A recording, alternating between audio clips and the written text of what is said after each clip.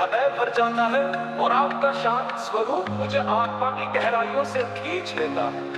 हे त्रिपुरारी, आपकी जटाओं से बहती हुई माता गंगा की निर्मल धारा मेरे मन के सारे कलुष धो देती है। मैं अपने सभी कामनाओं को त्याग करके बस आपके नाम का मंत्र जप रहा हूँ, क्योंकि है शंभु आपके चरणों में समर्पित होने से बड़ा सुख इस दुनिया में किसी भी साधन से नहीं मिल सकता।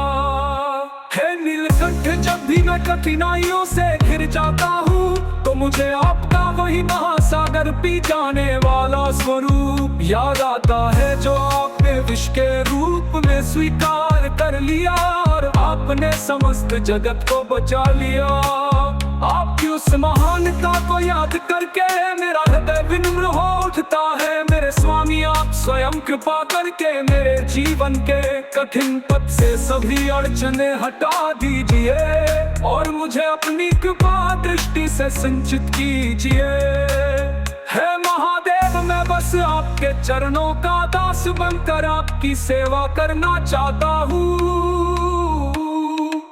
भोले बाबा, आपका तांडव नृत्य जब मेरा मन स्मरण करता है तो एक अजीब सा उत्साह मेरे शरीर में जागृत हो जाता है। आपके उस दिव्य अनुराग भरे नृत्य में समस्त सृष्टि का रहस्य छिपा है। शिव शंकर, आपके डमरू की ध्वनि जब ब्रह्मांड में गूंजती है तो समस्त देवता भी श्रद्धा के साथ आपको नमन करते हैं।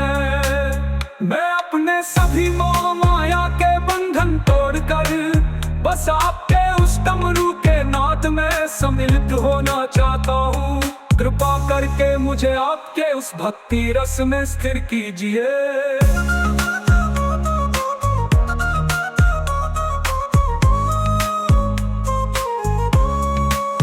हे विश्वेश्वर, आपका सरल और दयामय स्वरूप मेरे हर आंसू को समझ लेता है।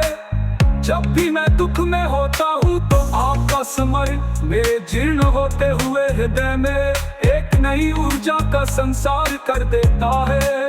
हे देवाधिदेव, आपके नाम ओम नमः शिवाय का महत्व कितना अपार है। एक बार भी इसे स्मरण करने से अनेक जन्मों के पाप धुल जाते हैं। मैं अपने जीवन का हर श्वास आपके इस दिव्य मंत्र को अर्पित करता हूँ। कृपा करके इसे ग्रहण कीजिए और मुझे अपनी छाया में स्थापित कीजिए। इतना ही नहीं, हे महाकाल, आपका मंदिर के घंटों की ध्वनि जब सुबह के समय गूंजती है तो उस अनहद नाद में मेरी आत्मा स्वयं ही नृत्य करने लगती है। आपकी आरती के वक्त प्रथम दीपक जब जलता है तो उस रोशनी में मुझे आपके मुखमंडल का दर्शन होता है। हे प्रभु, आपका वो तेजस्विता मुझे अंधकार से बाहर निकाल कर सत्यम शिवम सुंदरम की ओर अग्रसर करता है। मैं विनती करता हूँ कि आप हमारे घर में भी ऐसा ही प्रकाश उत्पन्न कीजिए।